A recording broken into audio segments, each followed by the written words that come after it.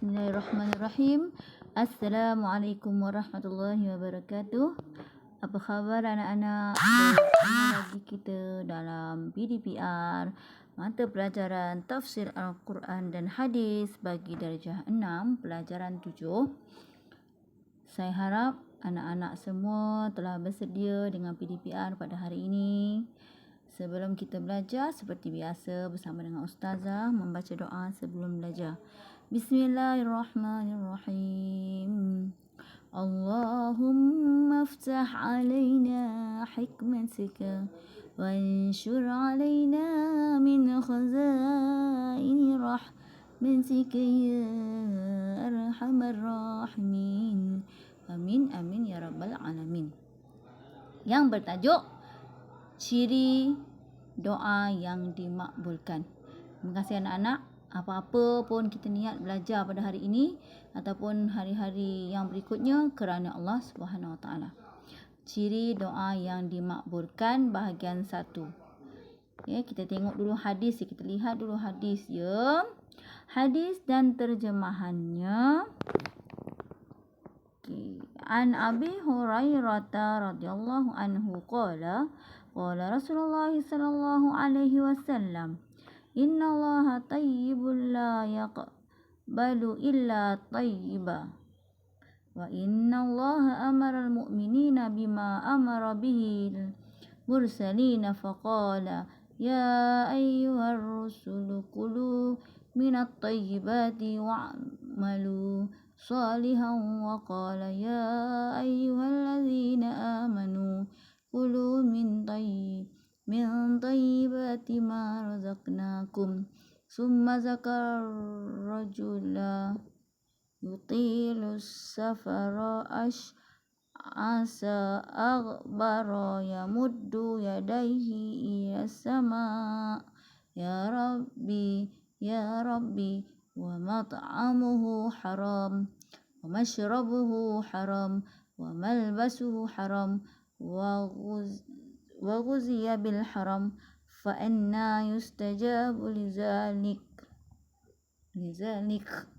Terjemahannya daripada Abu Hurairah radhiyallahu anhu, Nabi Muhammad sallallahu alaihi wasallam bersabda, sesungguhnya Allah Maha Suci, Dia tidak menerima apa-apa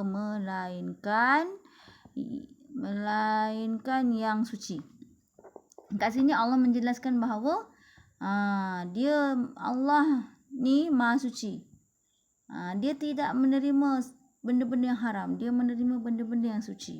Allah memerintahkan kepada orang Islam apa yang diperintahkan kepada para rasulnya, iaitu sebagaimana firman Allah SWT dalam surah Al-Mu'minun ayat 51 yang bermaksud, wahai rasul-rasul, makanlah dari benda yang baik lagi halal dan kerjakanlah amal soleh, dan firman-Nya juga pada surah Al-Baqarah ayat 172 yang bermaksud, wahai orang yang beriman, makanlah benda-benda yang baik, yang halal, yang telah kami berikan kepada kamu. Sesudah itu Nabi Muhammad SAW menceritakan perihal seorang lelaki yang mengembara. Begitu apa dia anak-anak? Begitu apa? Dia tak habis tu maknanya. Begitu jauh. Begitu jauh sehingga rambutnya kusut dan berdebu. Dia menadahkan tangannya ke langit lalu berdoa, Tuhanku, Tuhanku, sedangkan makanannya haram, minumannya haram, pakaiannya haram, dan dia kenyang oleh benda-benda haram. Maka bagaimanakah doanya dapat diterima?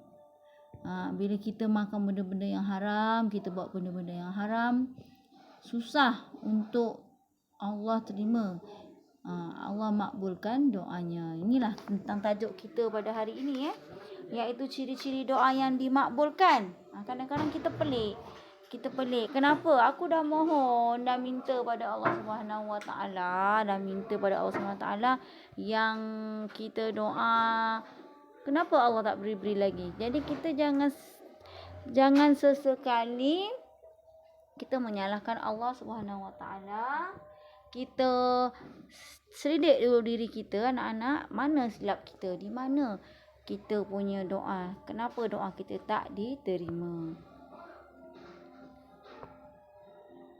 Biodata Abu Hurairah. Biodata Abu Hurairah. Okey, ni cerita tentang Abu Hurairah ni. Hadis ni daripada Abu Hurairah, iaitu seorang perawi hadis yang terkemuka.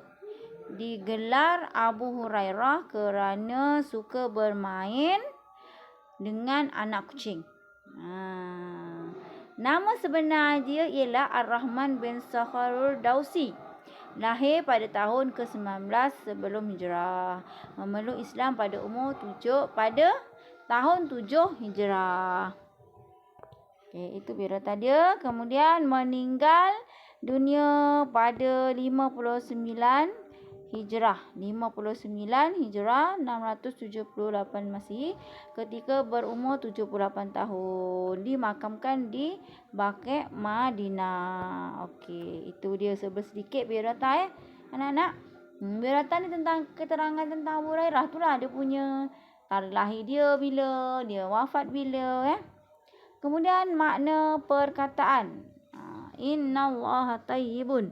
Sesungguhnya Allah Maha Suci. La yaqbalu, dia tidak menerima apa-apa illa tayyiba, melainkan yang suci. Wa innallah, dan sesungguhnya Allah amaral mu'minin, Allah memerintahkan kepada orang Islam, bima amara bihil mursalin, apa yang diperintahkan kepada para rasulnya. Ni anak-anak boleh rujuk halaman 28. Okey. Ya ayyuhal rasul, wahai rasul-rasul, kulu minat tayyibat, makanlah dari benda-benda yang baik, lagi halal, wa'malu salihah, dan kerjakanlah amal-amal soleh. Ya ayyuhallazina amanu, wahai orang yang beriman, kulu minat tayyibat, makanlah dari benda-benda yang baik lagi halal, ma razaqnakum, yang telah kami berikan kepada kamu. Summa zakara, kemudian Nabi Muhammad SAW menceritakan ar-rajul, seorang lelaki, yutilus safar, yang membawa begitu jauh, yang mengembara begitu jauh, ash'asa, rambutnya kusut, aghbara, berdebu, yamuddu, dia menadahkan, yadaihi, kedua belah tangannya, ila samai, ke langit. Makna perkataan lagi sambung, ya Rab, wahai Tuhanku, wa mat'amuhu, sedangkan makanan haram, wa mashrabuhu, dan minumannya haram, wa malbasuhu, haram, dan pakaiannya pun haram, wa ghuziya bil haram, dan dia diberikan makanan benda-benda haram. Fa anna, maka bagaimanakah yustajabul lizalik, doanya dapat diterima. Jadi kita makan benda-benda yang haram, adakah Allah terima doa-doa kita ni? Ya anak-anak. Kemudian huraian tentang hadis ni anak-anak boleh lihat halaman 30. Okey, yang pertama, wajib umat Islam mengambil makanan yang halal dan baik pada ain dan sumbernya. Satu daripada perkara yang wajib dari perhatian oleh setiap umat Islam adalah memastikan makanan yang diambil tu adalah makanan yang halal dan baik, sama ada ainnya, pada ainnya dan sumbernya. Kemudian yang kedua, kewajipan ini kerana Allah SWT bersifat at-tayyib. Allah SWT bersifat baik, iaitu maha suci daripada kekotoran, keburukan dan kecacatan. Yang ketiga, Allah hanya menerima amalan yang bersifat tayyib, iaitu bersih, halal dan suci sahaja. Kemudian yang keempat, Allah juga mewajibkan kepada semua rasul, bukan kepada manusia saja, kepada semua rasul Allah dah wajibkan. Jadi maksud ayat surah Al-Mu'minun ayat yang ke-51 dalam hadis ini, ni yang kelima, wahai rasul-rasul, makanlah dari benda-benda yang baik lagi halal dan kerjakanlah amal soleh. Yang keenam, pemakanan yang halal lagi suci mempunyai perkaitan secara langsung dengan penerimaan doa yang dipohon ke hadrat Allah SWT. Ni berkaitan bila kita buat benda-benda yang suci, buat benda-benda yang halal, berkaitan dengan doa.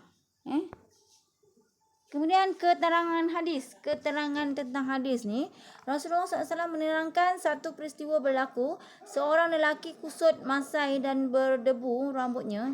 Dia berdoa kepada Allah SWT berulang kali. Namun doanya tidak diperkenankan oleh Allah SWT kerana makanan dan minuman serta semuanya yang diambil daripada sumber yang haram. Jadi di situ Allah tak makbulkan doanya.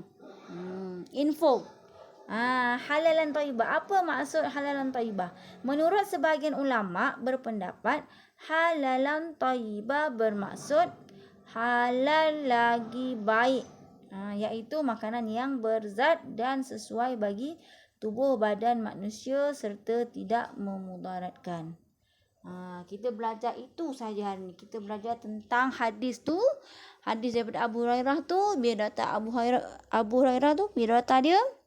Kemudian huraian tentang hadis tadi tu saya dah jadikan ringkasan dia.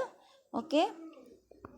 Dia ada ringkasan dia sebanyak 6 saja. Kemudian ada keterangan tentang hadis tu. Kenapa doa tak dimakbulkan? Kerana semua benda yang dilakukan semua ambil benda yang haram, yang tak halal. Okey. Dan apa benda halalan thayyibah tu? Maksudnya ialah halal lagi baik, iaitu makanan yang berzat dan sesuai bagi tubuh badan manusia serta tidak memudaratkan. Itu sahaja pelajaran, pengajaran dan pembelajaran di rumah bagi pelajaran tafsir dan hadis pada hari ini. Wabillahi taufik wal hidayah. Wassalamualaikum warahmatullahi wabarakatuh. Saya harap anak-anak dapat amalkan ilmu ini bukan setakat untuk peperiksaan tetapi untuk ilmu anak-anak hingga ke hari akhirat. Terima kasih.